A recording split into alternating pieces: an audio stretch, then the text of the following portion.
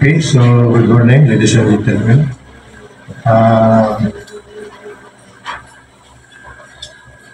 The 76th regular session of the 11th Sangguniang Bayan, Colonial Espanyol daw for total.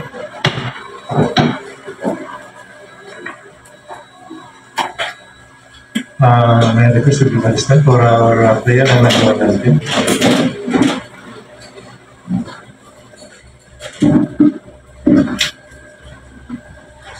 Manalangin tayo. Panginoong Diyos, itinataas namin ang iyong pangalan. Pinapupurihan at pinasasalamatan ka namin sa lahat ng iyong mga ginawa at pagpapala. Salamat sa panibagong araw na ipinagkaloob mo sa amin.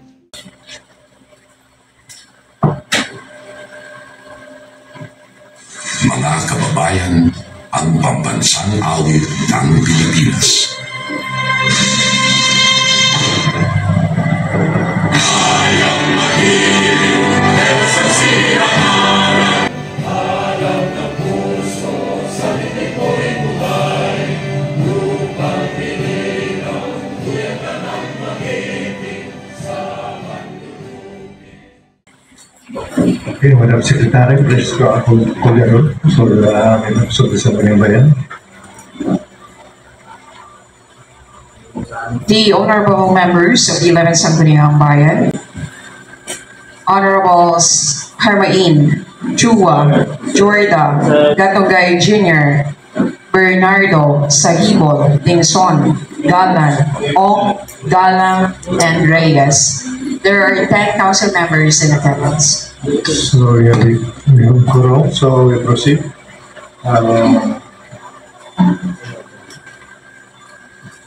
Reading of the minutes of the previous regular session, 75 regular session of the Sangguniang Bayan held on June 3, 2024. Allow me to present to you the minutes of the previous session for your consideration and eventual approval.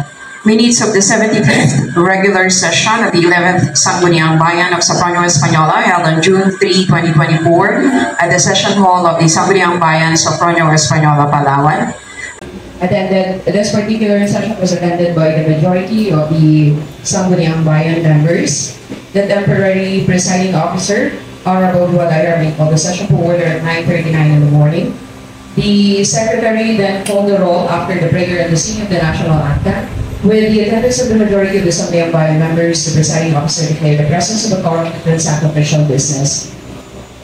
For reading and consideration of the minutes of the previous sessions were presented by the chair to the body. Okay, any comment, correction regarding this minutes of the regular session, 75 regular session held on June 3, 2024? Inahin mo na for this minutes. Please, Kagawad Hadman. Yes, Mr. President. I move that the minutes of the regular session of the 11th Sangguniang Bayan Sopronio Española held on June 3 at the session hall of the Sangguniang Bayan Sopronio Española, Palawan be adopted. As you know, the seconded, no objection. And now, the regular minutes of the regular session held on June 3, 2024 is adopted.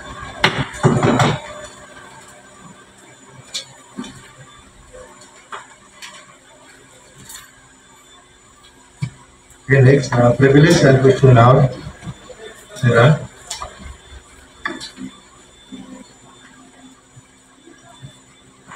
So, kung wala, proceed tayo. First reading and declaration of proposed measures and communication.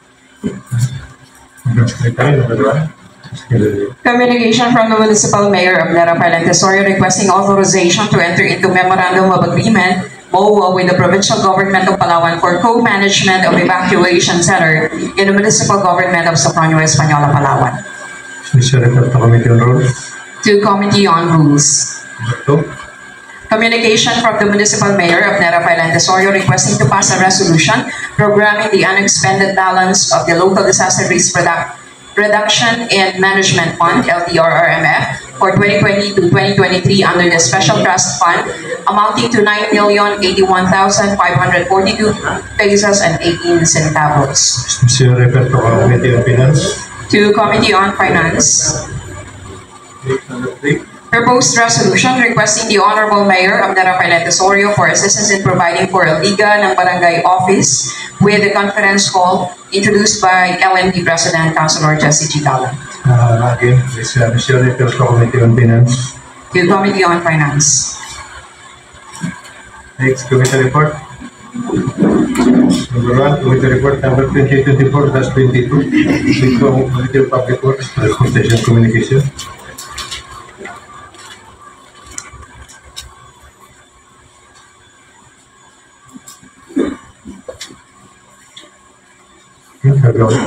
Proceed.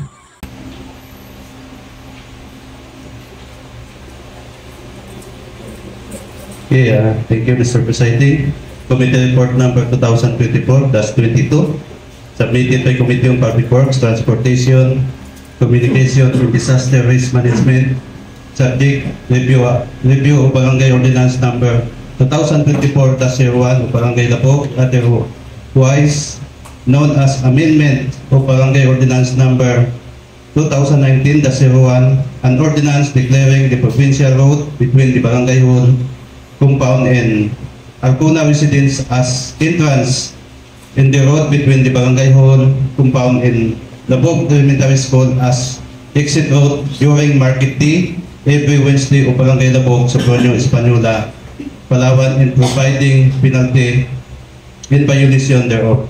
For the presiding officer, the committee to which the above cited measure was referred to had already considered the same, thus would like to present its finding and recommendation with the following justification, with the following premises to it.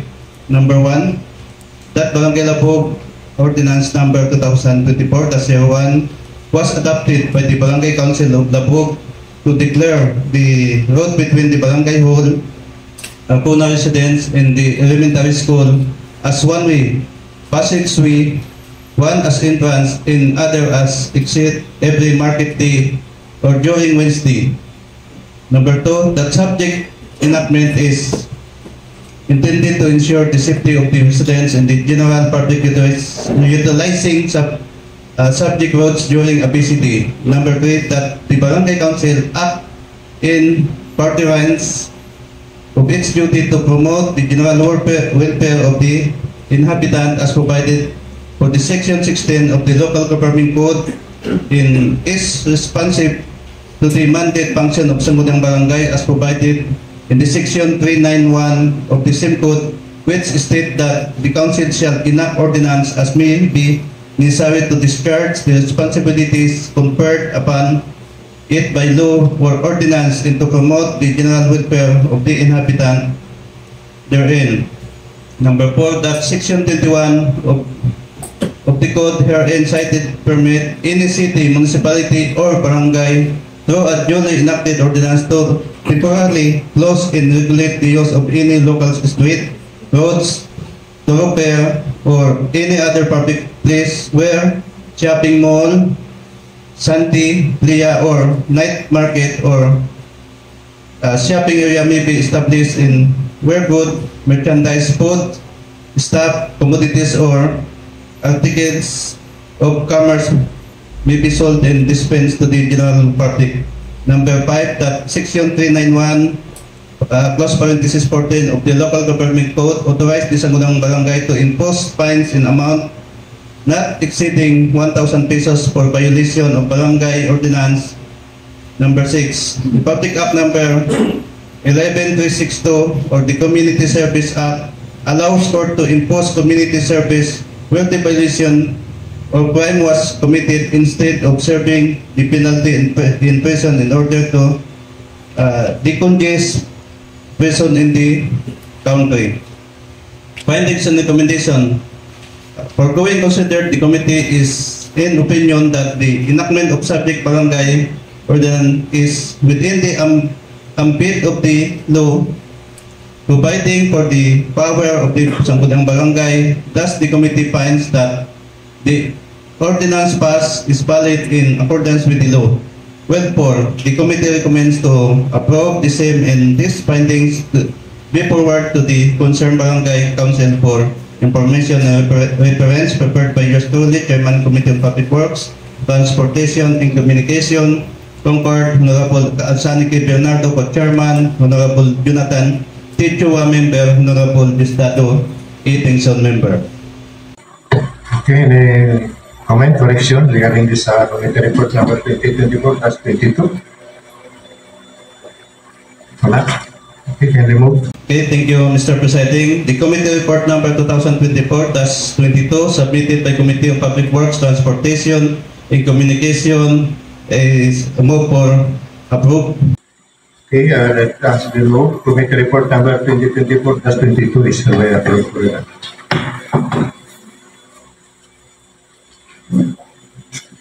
Next, committee report number 2. Committee report number 2024-35 of the Committee on Finance, Budget and Appropriation. Committee report number 24-35, submitted by Committee on Finance, Budget and Appropriation, subject to review and approval of the Sangguniang Kabataan Budget Fiscal Year 2024 of Barangay Pulutsol, Sombronyo, Hispaniola, Palawan.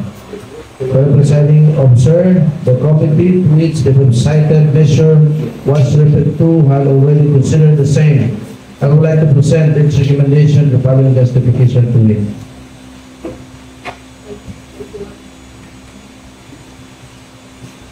Number one, the Municipal Budget Officer forwarded his review of the Sangguniang Kabataan annual budget cited above, and same reflects recommendation to approve, provided condition in review letters are observed or adhered to.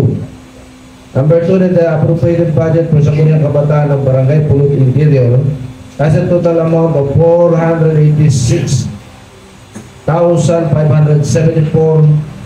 authorized through appropriation ordinance number 02 series of 2023 of Barangay Pulut Interior. Number three, that the authorized amount was appropriated by the Sangguniang Kabataan on identified important items therein reflected through resolution number 02 series of 2023. The budget identified by the Sangguniang Kabataan is to be expected on the following. Number one, PS 121,644. Number two, MOOA 39,996. Environmental Protection Clean Up Drive, Adapt and River 5,000. Number four, Climate Change Adaptation Tree Planting Activity 5,000. Number five, Disaster Risk Reduction Resiliency Seminar and Training 37,000. Health and Anti-Drug Abuse conducted IEC by the school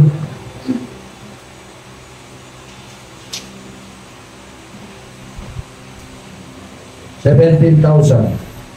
Gender Sensitivity DSWD Youth 10,000. Sports Development MOA Youth Festival, Sports Festival. Number two, purchase of sports equipment 60,000.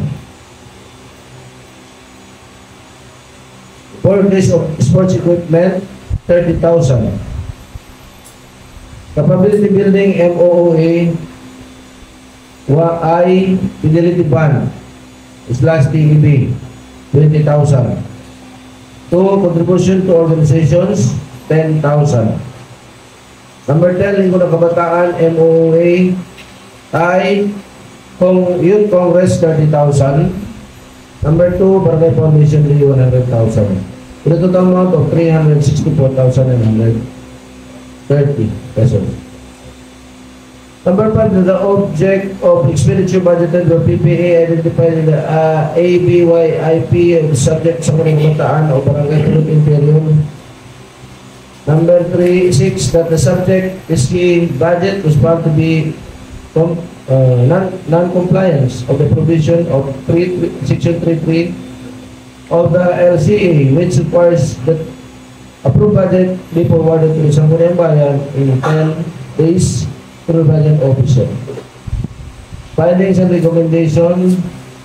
Provides to the committee finds that the Sangguniang Kabataan budget is compliant of all budgetary policies. And guidelines though there has been failure to meet the required numbers of these, but it is reflected on sound, judicious fiscal management. Those, it recommends to approve the subject budget as operative in the second reading on this particular session. Prepared by yours truly, Chairman Committee on Public Budget Appropriation Concord, the President Junior Co-Chairman, Honorable Presiding Member, and the Member. Okay, any correction, comment regarding this committee report number 2024-35? Wala? Okay, can you go? Ano the committee report number 2024-35 submitted by Committee on Finance, Budget and Appropriation subject to the approval of the Sangguniang Kabataan Budget Fiscal Year 2024 the Barangay Interior sa Province Manila, Palawan be adopted. Okay, as we know, committee report number 2024-35 is approved.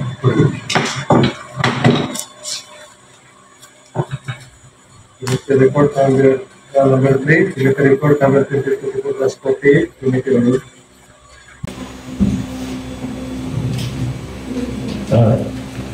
Committee report number 24-48 submitted by Committee on Rules, Laws, Government and Privileges.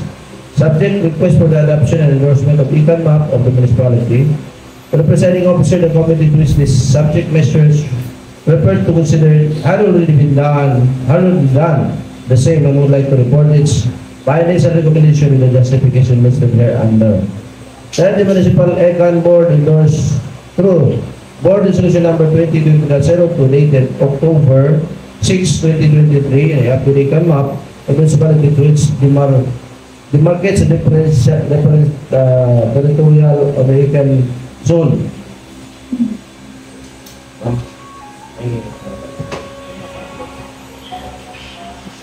Number 2, that is updating and subsequent to the incorporation of the result of PCSD validation and our proposed econ map of the LGU.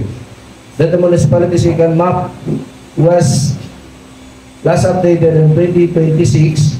Those, there is a need for it to be updated and to make it more responsive to the modern environmental demands, and that the econ maps are essential to establishing the econ zone of Palawan, which is the main strategy of the strategic environmental plan SAP Palawan or RA 7111, and law promulgated to safekeep the environment and natural resources of the province.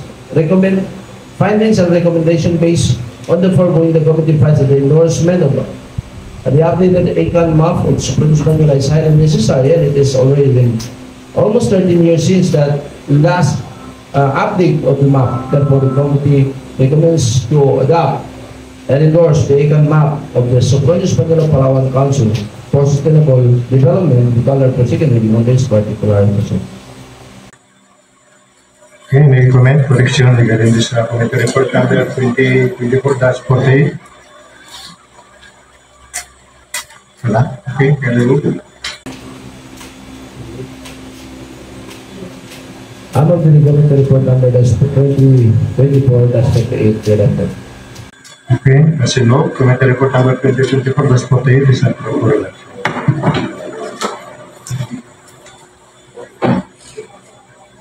Number 4, committee report number 2024-49 of Committee on Rules. Committee report number 2024-49, the Committee on Rules, Laws, Government and Privileges, subject request for amendment to ordinance number 2021-209 for the modification of the amount of tipping fee charged to companies utilizing the central landfill of the municipality for dumping and residual waste.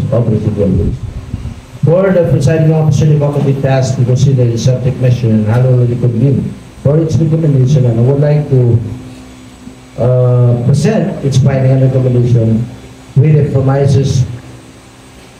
This number 1, that the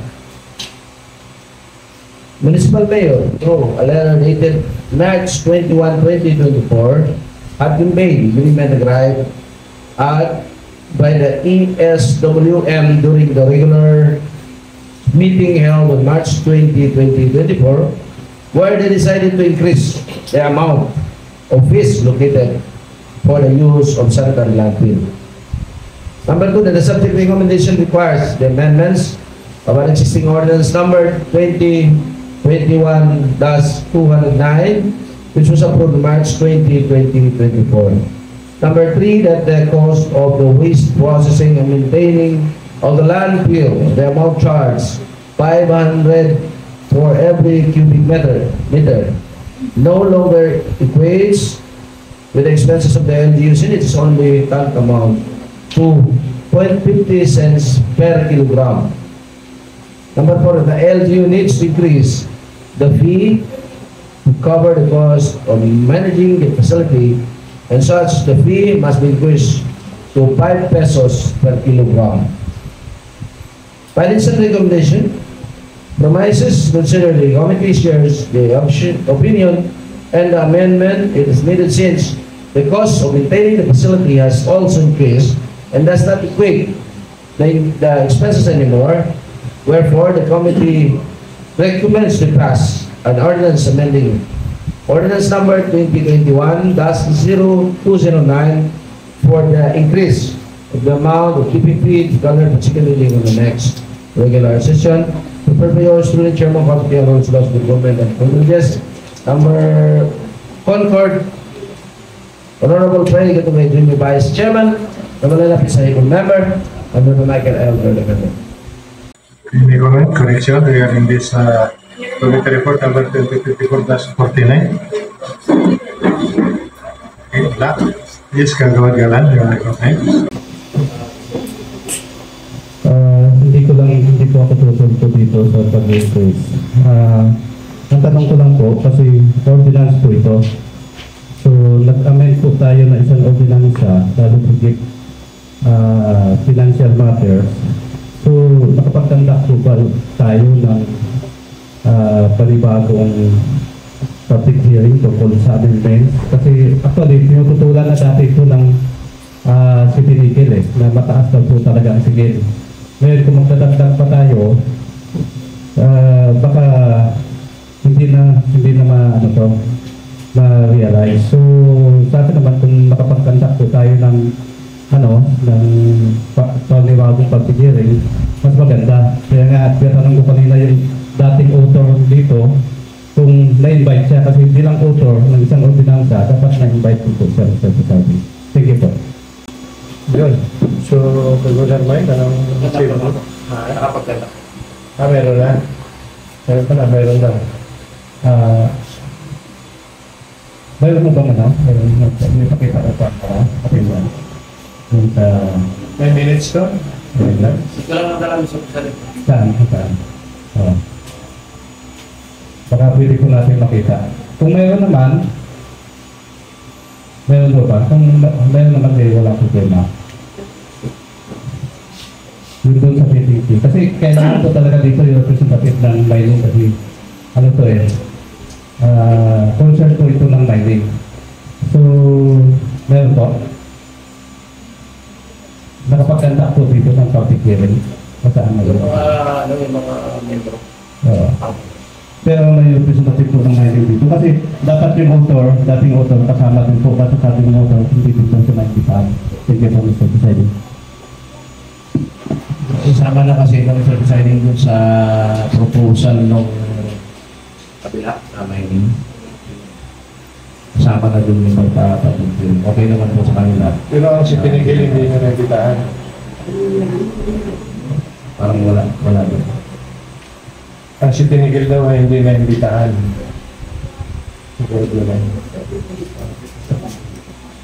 Ito naman po ay para sa lahat, hindi naman ito para sa City Nickel lang. Hindi lang naman ang City Nickel ang may basura eh. Ang tinatanong ko nga kasi sa ngayon, existing po tayo doon sa MUA noong City Nickel. Ngayon, kasi baka mamaya balikan po tayo ng City Nickel, lalo higit medyo mainit po sa ating mga society. Kasi tinaas po natin ng more than 100% yung singil po, Mr. Presiding, from 500 pesos per cubic meter naging 5 pesos per kilogram.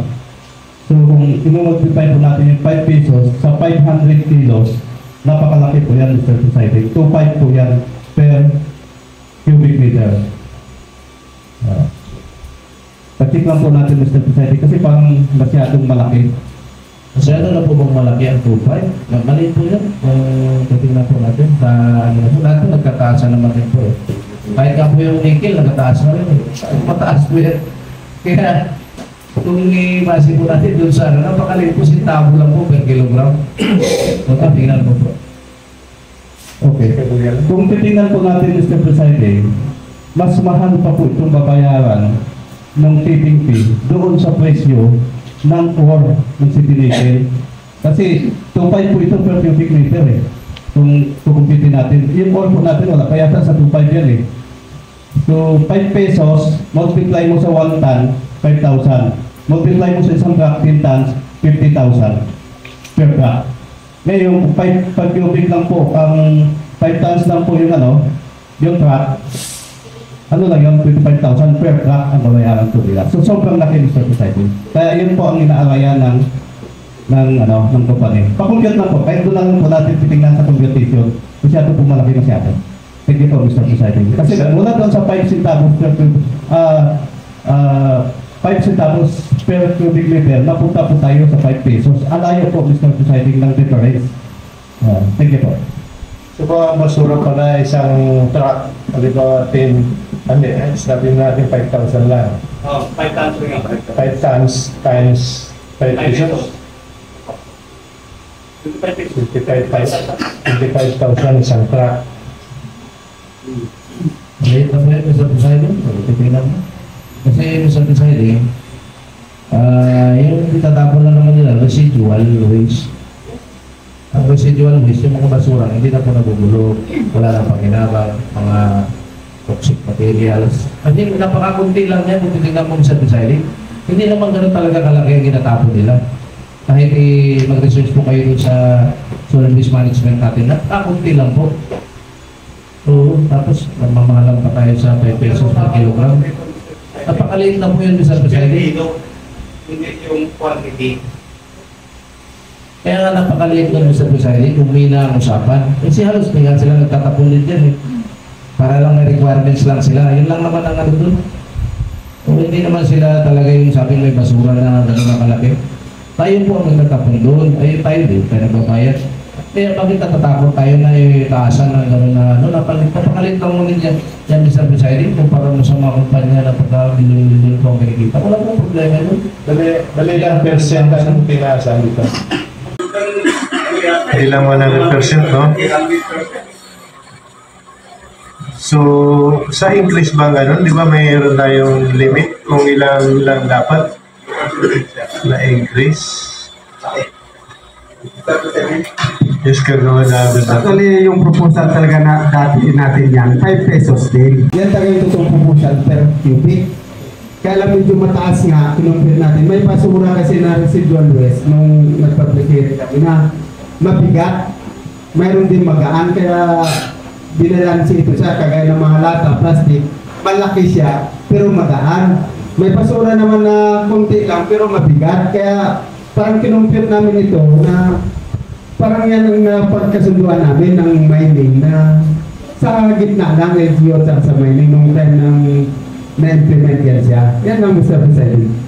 5 pesos din talaga yung unang kwante natin sa LGU. Kaya lang mataas na yung competition natin. Kaya hindi pumayag yung mining. Kaya nagkasundo tayo parang sa gitna lang tayo. Dahil doon nga sa basura na may malaki pero magaan, may konti lang pero mabigat na basura. Actually, dapat nga Mr. Presiding itong pagkabasura natin ito, ano po ito nakadepende rin po sa atin. Kasi tayo po nakakaalam ng yung pagmamanage nito. Sa ating po may-ari ng basura, bakit po tayo ng problema dito sa kanila? Kung ayaw po nila magtapon, huwag sila magtapon. Wala man po problema. Di ba? Tayo po nagmamanage dito, tayo gumagastos dito. Sa basurahan po natin. At tayo natatakot sa itinikil. Yung problema natin sila. Kung ayaw nila magtapon, wag po. Ganun lang po yung wala pong problema doon kung hindi nila kayang bayaran ang gusto natin mangyari. Ganun lang po yun. Kasi dapat mayroon nga silang sariling basurahan yan sa presiding. Kinonsider na nga natin na magtapon sila. Oh, tapos yung isang tinahan, hindi po natin pinayagan. Ganun. Eh, siguro kung ano, di huwag na sila magtapon. Ganun lang po yan. So, ang subject po dito kasi Mr. Society, hindi yung basura, hindi yung dito magtapon. Ang subject po natin ngayon, ang pinag-uusapan po natin, yung amount. Kasi mula doon sa 50 centavos, napunta doon sa 5 peso. Kaya kung titingnan po natin, halos hindi siya na sa 50% eh, hindi siya na sa 500% eh.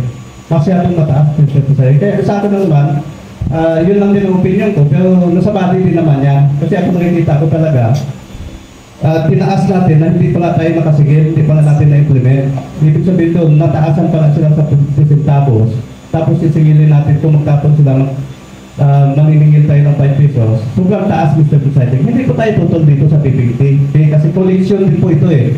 Pero kung tinaas natin ng more than 300%, baka magkaroon po tayo ng violation dito, Mr. Presiding. Mataas po talaga. 50 centavos to 5 pesos. Ito yan, Mr. Presiding. Thank you very much, Mr. Presiding. Good morning to everyone. Actually, Mr. Presiding, nakausap ko yung sa Proxben po yung may hawak ng sa Solidit po. May pinabasa po siyang batas ng nasa WPO yata kami. Kailangan nga talaga dapat ng isang mining na mayroon po talaga silang sariling tapunan na basura. For the meantime, nagkaroon lang ng agreement yan dito sa atin, kaya medyo okay lang naman. So, hindi ko lang alam kung may galit yung ating author dito sa mining kasi hindi nagbabayad ng maganda yung mining. Kaya babawin natin sa basura. for job only kagawad. Maganda siguro ng Mr. Presiding dito. Magkaroon ulit ng meeting. And then, yung 5 cents talaga, napakaliit po talaga yan kung bumitahin mo pagdating sa basura. Tama mo? Hindi, yung 5 cents, 50 cents pala. Yung 50 cents po talaga, previously, ay napakaliit po talaga yan pagdating sa basura. Tatapunan tayo ng basura tapos 50 cents lang yung bibigay sa atin for ano. So, ang maganda po ng Presiding, as may recommend, magkaroon po ng pag-meeting, magkaroon po ulit ng pag-meeting si SB Juhat. Huwag na rin, kahit nasabihin natin kung medyo malaki po talaga ito, titingnan po natin ang base, huwag po na tayong pandoon. Pero yung ito po ay siyempre, yung atin pa rin yung masusunod. If ever na mamahalan po talaga sila, gaya ng sinabi ni Kagawad Juhat kanina, if ayaw na nila magtapon ng basura, why not? Di ba po? Huwag natin patapunin. Kung yun talaga yung aim ng kuha na ito, kailangan pa natin patapunin ng basura. Gaya ng sinabi ng nakaraan, yung sa ipilan, ano ba yun? Tatapunin lang tayo ng basura. Gawin na rin natin. Tapos tinigil, huwag na natin sila patapunin ng basura. Pero dahil nagtitimbang po tayo na magkaroon din tayo ng kita, mag-meet po tayo nito and then anong pinalabasan, pag ayaw pa rin nila, wala sila sa buhay nila. Thank you very much, Mr. Presiding. Mr. Presiding. Yes, Kagawad Juhat.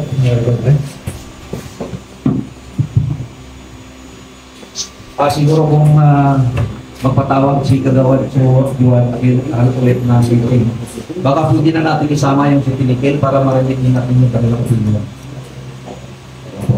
Mr. Presiding, kahit sino Mr. Presiding na ipatawag natin dito kasi mga negosyante, saan ka naman nakakita na pag sinisingil sila, lagi silang namamahalan yan.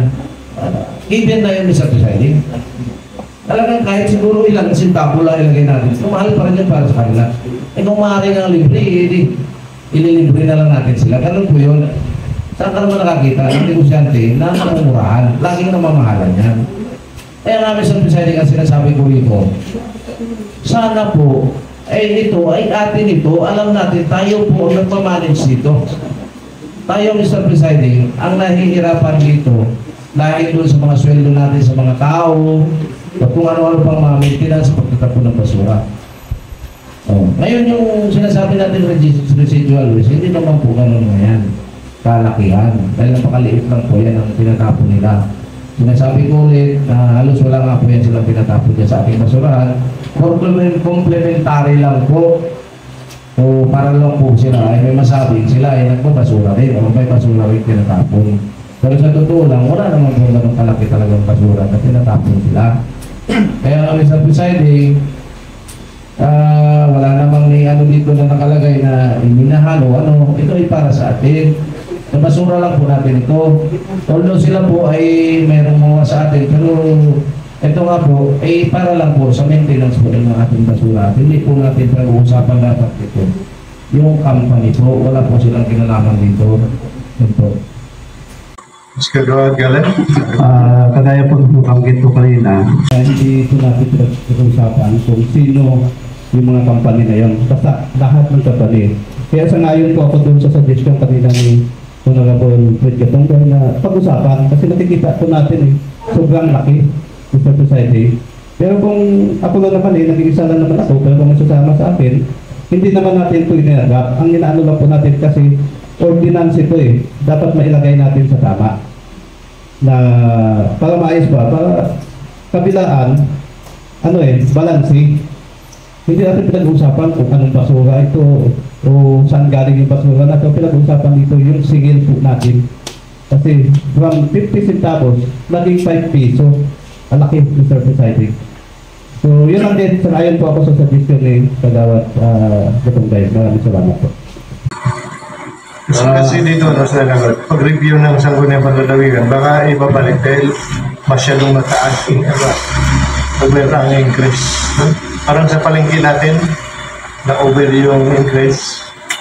So, nag-reklamo ang Panlalawigan. So, kagawad bayan sa ngayon ka doon sa mungkahin ni SB Gatong guys? Hindi basta po sa inyo, ako sana, pwede lang. Ako po ay yung committee report na ito ay natin, matrubahan na lang natin ngayon. But after nun, pwede naman po na i-note lang natin na saka natin na para makausap po tayo. Kasi dami pa natin yung measures. Kung na-approve na susunod report, na tayo committee report pa Hindi po, pwede naman doon ilagay natin doon sa second reading na. Opo, para makausap lang tayo. Doon sa second reading po, pwede naman natin yun ilagay din po doon mga napapasuluhan po natin. Kagawad Gatong guys? Mr. Presiding, may isa pang way pala. Pasensya na po sa Pwede naman po siguro, Mr. Presiding, tapos hilingin natin sa body na after ng ma-approve natin nga, approve ng second round, mag-invite po tayo ng taga-certificate person nila. Second reading? Sunod na po, mag-invite po tayo. Pero hiwalay siya, hindi sa... Separate po, opo. Separate sa second reading. Opo, separate pa lang po siya. Ay, malaking problema natin. Thank you very much, Mr. Presiding. So, tungkol na po ako dito, Mr. Presiding. Busy? Thank you very much, Mr. Presiding. Ang suggestion ko sana, kasi bawat ordinance dapat katulad na sa barangay, dapat hindi lalampas doon sa ordinansa ng munisipyo. So, suggestion ko lang na baka pwedeng mag-research tayo sa province. Baka yung province meron din ganitong ordinansa tungkol doon sa solid waste nila. Baka sumubra tayo doon sa pamilita nila, di ibabalik nila sa atin. And, pakul po ako yung suggestion una ni Kagawad Gatong guys. Pero doon sa sabing a-approval natin ngayon, tapos for the next pag-usapan, once na na-approve, yun po ay executory na. Diba? Unless na ito ay amindahan na naman para for implementation.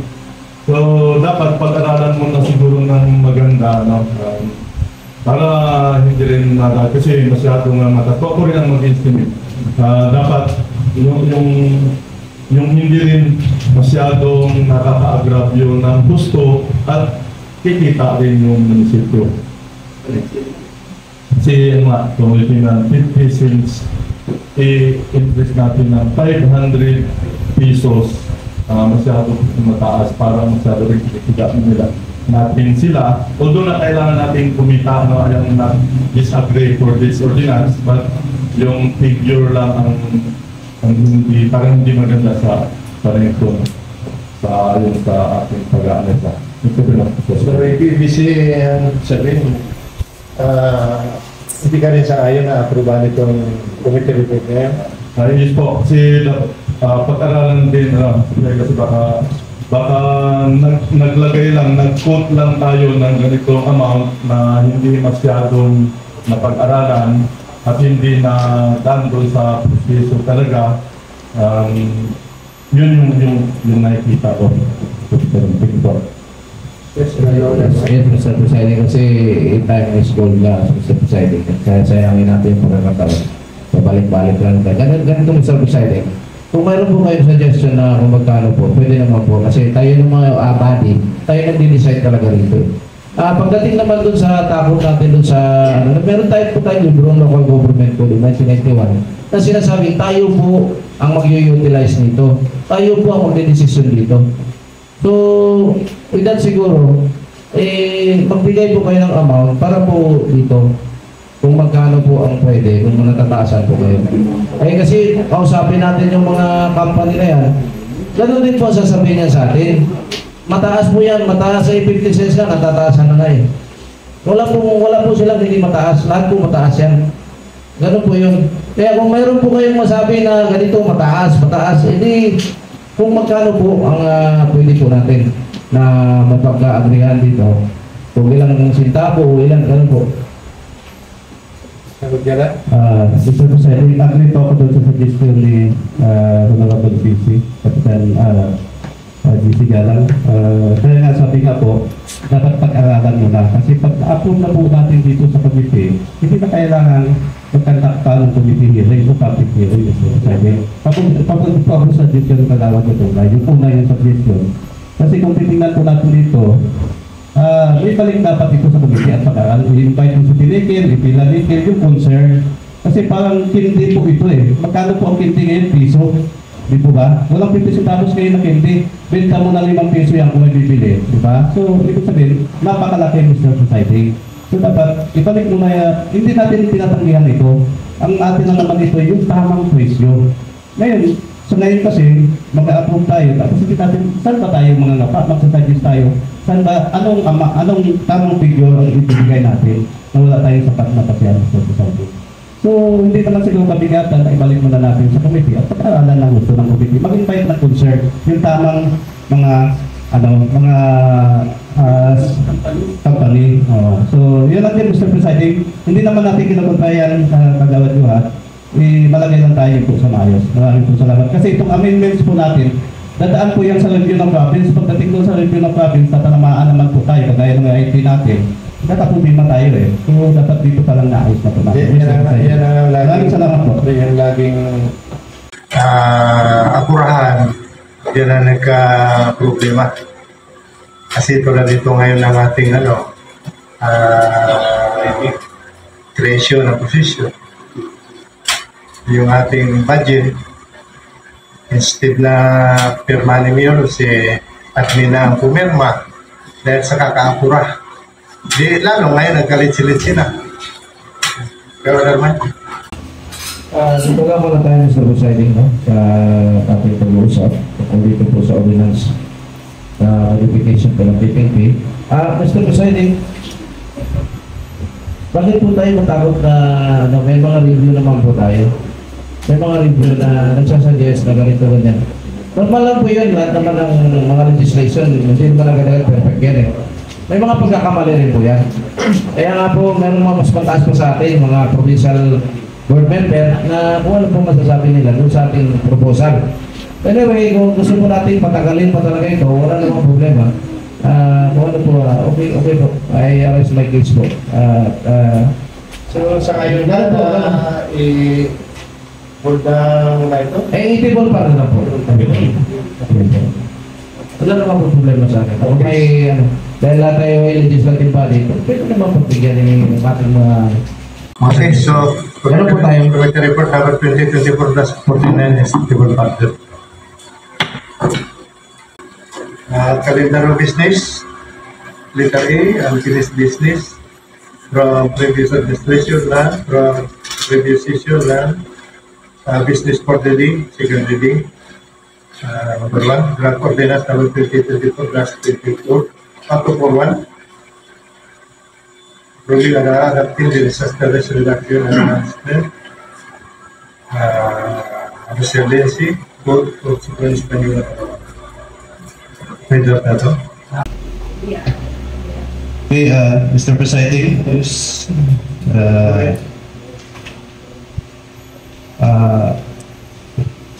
have Ordinance Number 2024-291, approving and adopting the Municipal Disaster Risk Reduction Management Resiliency Code in the Municipality of Soponyo, Espanola, Palawan, sponsored by yours truly. Whereas the Public Act Number 10121, otherwise known as Philippine Disaster Risk Reduction and Management Act of 2010, declare to uphold the people constitutional rights to life and property by addressing the root causes or vulnerability to disaster, strengthening the municipality's institutional capacity for disaster risk reduction and management, and building the resilience of local communities to disaster, including climate change impact. Whereas same act provide for the incorporation of internationally accepted principle of disaster risk management and the creation and implementation of national, regional, and local sustainable development in poverty reduction strategies, policies, plan, and budget.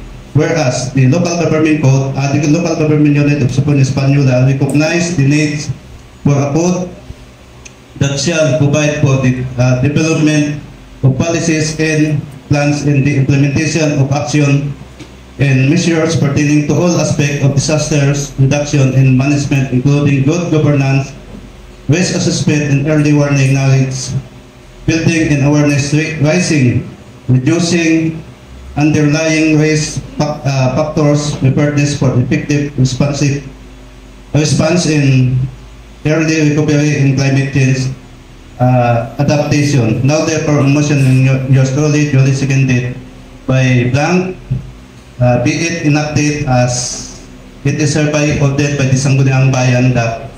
So the title, Mr. Presiding, this code shall be known as Disaster Risk Reduction and Management Resiliency Code of Soponyo, Espanola, Palawan. Section 2, nature and scope. This code shall apply for all agency, organization, workers, and other stakeholders of the disaster risk reduction and management within the municipality of Soponyo, Espanola. This code shall provide for the development of policies and plans and the implementation of action and measures pertaining to all aspects of disaster risk reduction and management, including good governance, risk assessment, and early warning knowledge building and awareness rising, reducing underlying risk factor, preparedness for effective response, and early recovery in climate change adaptation. Mr. Presiding, yung mga sumusunod na po nito ay halos hindi na masyadong importante declaration of policy at iba pong iba, Mr. Presiding, yung definition of terms, napakasimple na po yan. During the committee hearing at in the public hearing ay mayroon lang po tayong binago, Mr. Presiding, yung tungkol po doon sa member ng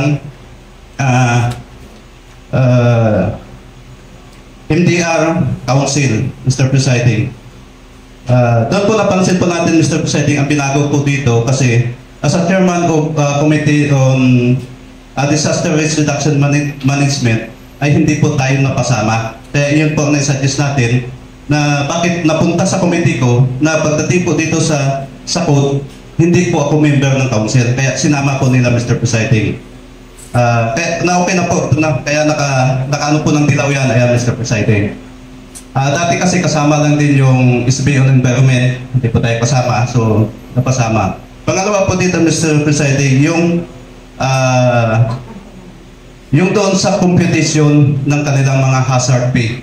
Kasi mayroon po tayong formula doon, Mr. Presiding, na suggest ko doon sa ating department head na ito po yung computation. So, kaya po nung nagkaroon kami ng public hearing, matagal po nag-isalang ito sa second reading dahil pinag-aralan po nila yung computation ng sa hazard pay.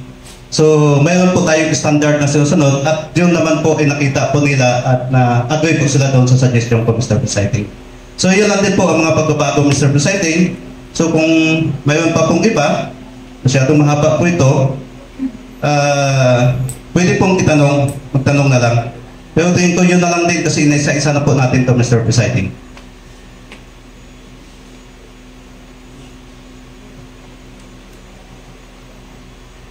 Ayan po yung competition po, Mr. Presiding. For salary grade 19 and below, kasi bawat salary grade po, Mr. Presiding, iba-iba na computation. So, salary grade 19 and below, SRP, monthly salary, yan po yung ano niya, daily rate, basic monthly salary, yun na po, divide 30 days times 20%. Yan po. SRP, daily rate times actual numbers of days of exposure. Yan po, Mr. President. Yung salary grade 20, above, yun po, iba na naman, mas mababa po yung computation nila, 5%.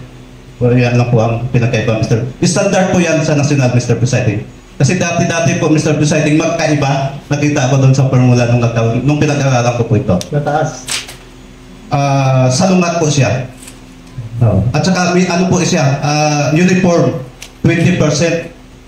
Kahit anong salary grade ko. Sa national po, magkaiba po yan, Mr. Presiding. So, yan lang po. Kung mayroon pa mga katanungan na kaya kong sagutin, is pilitin po natin masagot, pero pag hindi natin kayang sagutin, enable partner po natin. Please, kung mayroong katanungan? Please, kagawa naman. Yung mga MDRR personnel kasi natin, Mr. Presiding, ay ano sila, may nagka-travel minsan magdadala ng mga pasyente, tapos nakiklaim ng travel. So nakalagay rin po ba dyan? Hindi po kasama dito. May batas po tayo sa local government po natin yung batas po natin. Pero sa NTR hindi po kasama yun. Hazard fee kasi ang pinag-uusapan dito. Ngayon kung nag-duty sila, napasok po sila doon sa hazard fee. Ang may hazard lang dito, yung regular. Opo, Mr. President. Yung job order, hindi po kasama. Yung job order, kahit na naghatid sila halimbawa ng mga pasyente na medyo may hawa o delikadong mga sakit, hindi wala ba silang hazard fee para doon? Hindi po kasama. Hindi po. Kasi yun po ang sa standard sa national. Tinanong ko namin po yan kasi mas kung titignan po natin, huwag naman sana masaktan yung mga permanent na mga driver.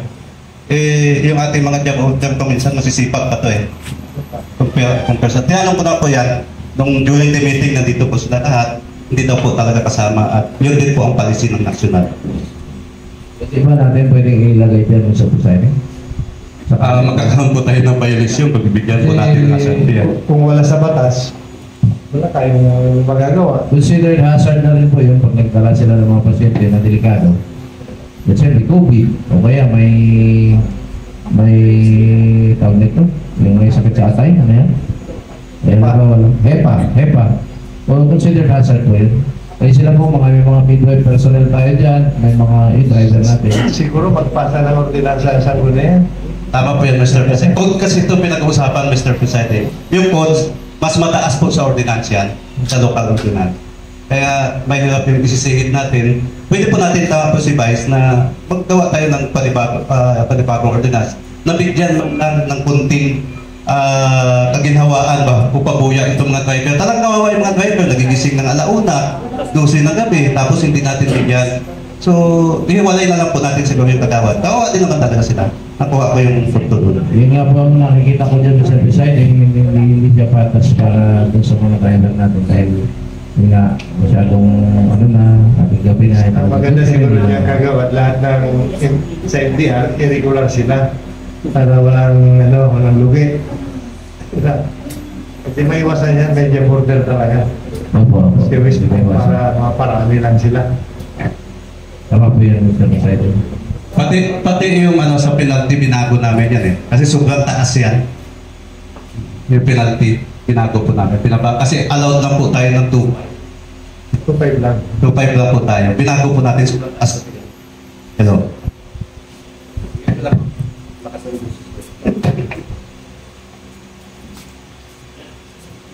Pwede naman palang baguhin sa Presiding. Ano po yung binago dyan? Yung penalty clause. Kasi yung code po natin, ang po natin, parang tumaas sila ng penalty. Ay nakalagay po doon, penalty clause, in individual corporation partnership association juridical entity that commit any of the prohibited act provided for the section 29 of this code shall be punished with fine of not less than 500 pesos but not more than 2.5 lang po tayo. Nakalagay po yata doon parang national laws. Kaya na-check din namin po yun. Kasi sinundan nila ito sa national laws eh. Ay sa atin hindi po pwede. Parang nakalagay po yata doon. Sa government code, 2.5 lang. 2.5 lang po tayo. Parang 6,000. Kaya pinabago ko po yan, Mr. Presiding. Okay, so meron pa kayong katanungan? Wala na? Mga ano natin gusto ko sa inyo, mga equipments natin, ano nakalagay rin ba dyan? Mga big boat natin, mga ano kung ilan yung... Pwede po nakalagay. Wala yung big boat dyan. Food kasi ito po. Sige, gusto ko sa inyo. Alam ko kasi meron dyan. Alin yung speedboat? Rescue boat. Rescue. Kasi kasama rin supposed to be dahil sa mga Kasama rin siguro yan pag regular yung mga equipments. nakasama doon. Kasama rin sa hazard yun. O sa hazard ng isang design.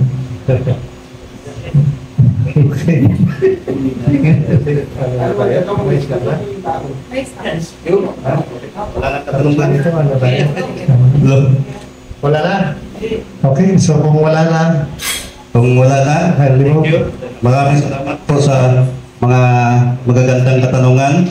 I move Ordinance number 2024-291 approving and adopting the Municipal Disaster Risk Reduction Management Resiliency Code in the Municipality of Socorro, Española, Palawan to be approved. it has been moved and seconded. The objection? Hearing none. Ordinance number 2024-241 is approved for adoption. So we have a recess for 15 minutes for snack.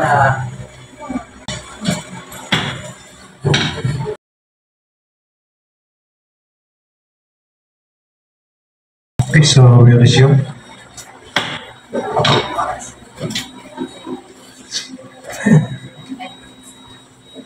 Third and final reading. Oh, second reading, di ba meron pa tayo? May dalawang request for this particular session. May draft na to. Draft Resolution number 2024-1 approving the Sangguniang Kabataan ng Budget Fiscal Year 2024 Sangguniang Barangay o Barangay Pulo Interior Socorro, Española, sponsored by yours truly. Whereas presented for review and approval at isang Sangguniang Bayan, Kabataan Annual Budget Fiscal Year 2024 Barangay Pulo Interior duly authorized by the Subject Council through Resolution number 2 2023. Whereas the subject budget reflects adherence and compliance to all budgetary requirements provided for in all independent provision of Republic Act 7160 and other existing budgetary policies, rules, and regulations issued by the Department of Budget and Management (DBM) as reviewed. Whereas the review letter of the Municipal Budget Officer includes recommendation for its approval as operative in its entirety subject to adherence to conditions stipulated therein, whereas upon the consideration by August Valley has been decided to approve sa Sangguniang Kabataan ng Budget and adopt the regulator provided by the Municipal Budget Officer. Now that promotion of yours truly will seconded by the Councilor Blanc so that is a result to approve the Sangguniang Kabataan Annual Budget Fiscal Year 2024 for the Pulo Interior Socorro, Española involving the amount of 186,574 pesos resolved by the comments consideration of the Municipal Budget Officer reflected in the review letter shall provide the part of the enabling enactment of the Council and conditions to meaning internally and strictly complied with. Sa pala ng resolution before the Sangguniang Kabataan and for the Council Pulo Interior, Office of Municipal Mayor, Office of Municipal Accountant, Office of Municipal Tax Officer, and all other concerned with the information and appropriate action.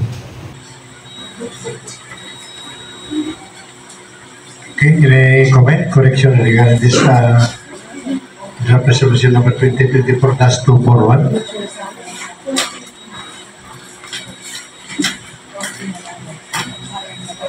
Wala? Okay. Very good. I note that the draft resolution number 2024 plan approving the annual kabataan annual budget fiscal 2024 of the Barangay Pulot Interior sa Province ng Palawan be adopted. Okay, that's the global secretary. Projection. Ayan. Resolution number 2024-241 is approved for adoption.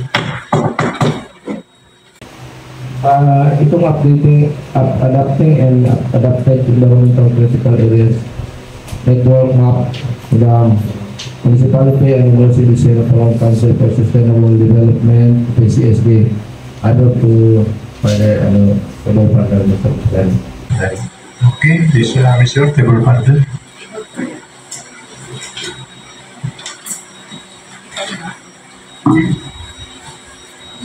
Lana? Third and final reading. Thursday and business na. Announcement, reminders. Meron ka? So, sa'yo ng floor. Thank you po, Mr. Presiding Officer. This is just for the information of the Council po. We have received the review of our annual budget, which was approved in part. Opo, in part lang po ang approval. So, approving in part the Local Expenditure Program, General Fund Annual Budget, and Local Economic Enterprise of the Municipality of Safranio, Española, Palawan for fiscal year 2094. As for the review, the reason why it was approved in part was because we have exceeded the amount we have budgeted po. So, tayo po ay meron lang last June 2023 daw po ay may nilabas na local budget memorandum noong June 15, 2022. Ang amount po na NTA na ibinigay sa atin ay 252,997,830 pesos. Pero ito po ay nabago noong December 28 through another local budget memorandum. Siya po ay naging 252,944,541. Hindi po siya na-consider last time na nag-approve tayo noong January 8 po, 2024. So, sobra po ang nabudgetan po natin. So, we have already forwarded this and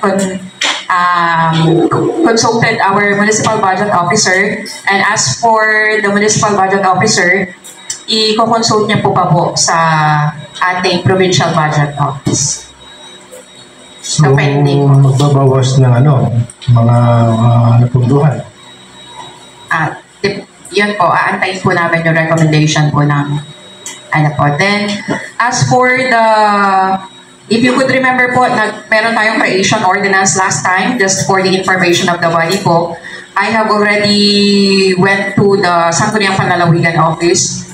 At tayo po ay, ang ating pong request for retraction or to retrieval ng ordinance ay hindi po na i-grant because the review was already ongoing po. And the ordinance was already in the Human Resource Office for comments and suggestions po. As for the concern po na tayo ay iba ang nag-sign, our OIC signed the ordinance, we forwarded. It's smooth and academic according to them. It's smooth and academic that the OIC could sign unless kinontest po siya ng local chief executive, doon lang po magkakaproblema. So kaya po, inaccept nila yung pong ordinansa. The problem is, hindi po tinanggap ng ating provincial budget office ang ordinansa gawa ng OIC ang nakapirma. Ganon din po ang opinion ng Civil Service Commission po ata, hindi po i-accept. Hindi po i-accept ang ordinance kasi ito ay signed by the OIC. But as for the law raw po, according to the provincial SB, it's good and academic that the OIC could sign. So, ang gagawin na lang daw po ay antayin natin ang review suggestion o review ng committee na naka-assign doon. Kung ano ang magiging suggestion nila. Then, if hindi po talaga i-accept ng Civil Service Commission, it's already on our part to subject it again to, yes po, para mag-sign ng tama po, ng local chief executive. And then another thing po, we request to strike it from the record po. It's tampering daw po na inalaw natin na palitan ni budget yung copy ng provincial office po. So, kung meron pong mag-consult po sa inyo regarding hindi po namin mabigyan ng bagong kopya na sinay ni Mayor, paki-refer nyo na lang po sila sa amin para kami po ang mag-explain. Kasi as for us po, we are protecting na yun na lang po ang nakalabas na na-sign na bago. As for the other offices po, let us just wait for further review ng Sangguniang Panlalawigan kung pwede po sana. To avoid incurring further problems po. Yun lamang po, Mr. President. So yun, salamat po. maliwanag po, no? Na ang ating budget ay nag-over na almost 500,000 yata, no? Mga 500,000 plus. 997 ay wala rin. Mga 50 plus lang. Ang nangyari po kasi, ang una pong naglabas po ng local budget memorandum, ang sabi po sa atin, ang share natin from the national tax allotment ay 252,997,000 something. Noong December, yun po ay June. Yung June na memorandum circular po ng budget ng DDM. Tapos po, noong December 28, during na kinoconsider po natin yung budget, naglabas po sila ulit ng another memorandum. Nabago po ang ating national tax allotment. Naging 252,941,000 something. So yun po ang nabawas. Dapat po, hindi po nabago yung ating napag-usapan ng October po ba yun, yung local budget hearing tayo? Opo, sa Municipal Heritage. Hindi po yun nabago. Despite na na-receive po natin yung memorandum December 28, ang approval po ng budget natin January 8. Dapat bago po sana natin na-approve last ng January, na ipabago na. But as per concerned office po, hindi na pinabago because it was the amount agreed upon during the local budget hearing. Yan po. So dapat dito yung ating budget officer maagap kasi nabago yung budget eh. So hindi na tinuloy itong na-aprobahan ng Sangguniang dito. At least nabago na. So doon po tayo nagka-iba doon sa NTA, sa National Gallery. Tingin ko naman hindi na siguro sinasadya yung Estado. Ganun lang po talaga. Hindi kasi December na dumating uli. June, tapos December. So ang ating na-aprobahan ng budget natin, January na. So dapat doon yung budget, alerto na nag-adjust kaagad kasi dumating na yung order na bumaba ang ating era. Doon po kasi sa pag-usapan po, ayun, kaya hindi na nila binago dahil pag-usapan. Hindi nga pwede yun dapat yun na pag-usapan kasi mali na ngayon. Dapat binago na kasi order na bago na. Lumiit na konti, 50,000 ang difference. 50,000. 53,000. Madali man lang siguro din ang baguhin ng mga ulit. Kaya lang, na-atraso na naman yung aking budget. Ganun po talaga, wala naman tayo siguro dapat masisiro na wala naman. So, huwag naman i-blame dito sa ating sekretariat na pangyayaring ito ay sila may problema. Okay, tama po yan. Tingin lang naman po, 50,000. Saan po? Ay, isasubject na lang po natin pagka kung ano po yung galing dun sa budget office. Kung ano talaga, double check na lang pagkatapos iyan na lang natin dito. Thank you. Start ka na. So, mayroong ako na balita na yung aking leave na bakit hindi na ilagay kung ilang araw bang leave. Hindi po vacation leave yun. Sick leave. Ang sick leave, pagkatapos mo na gumaling ka na, saka ka mag-file ng sick leave mo kung ilang araw ba ang na-consume mo. So yun po, no? Hindi mo alam kung kailan nagagaling. Ha? Hindi mo alam kung kailan Oo nga eh. Diba? Kahit na nilabas ka na sa ospital, ay kung naghintay ka pa rin ng doktor na pwede ka na mag-uwi. Diba? Gusto nga ng doktor, 1 week pa akong standby doon. Sabi ko, hindi na. Sa puerto na lang ako magpa-check up ulit. After 1 month, dapat Manila rin. Ay, pwede naman sa puerto lang eh. Hindi puerto na lang. Magastos mo pa Manila eh. Ang round trip mo lang sa aeroplano, dalawa kayo, almost 20,000 plus na. So yun po, no? Iba yung vacation leave, iba na yung sick leave. So yan po, may araw, papailan ko na ng aking sick leave kung ilang araw na-consume ko yung aking leave. Yeah. So, may pagkakaiba doon sa presiding para lang yung mapipilihan po natin. Ang vacation, Mag-file ka muna. bago ka mag-bakasyon, dapat approve na yung leave mo. Okay. Hindi yung mag-rayas ka na hindi pa approve. Pero pag sick leave, eh pag-uwi mo na, nakaka-mag-file na leave. Sige. Thank you.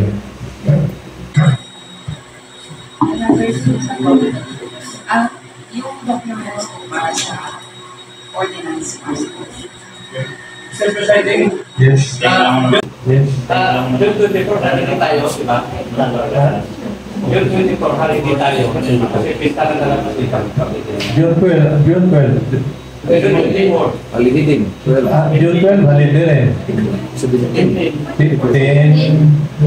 Merkulis pala, wala tayong pasok. Tapos 24. 17 pa. 17. So masayang ang mga regular ang yaborda ang malungkot. Kasi no work, no pay.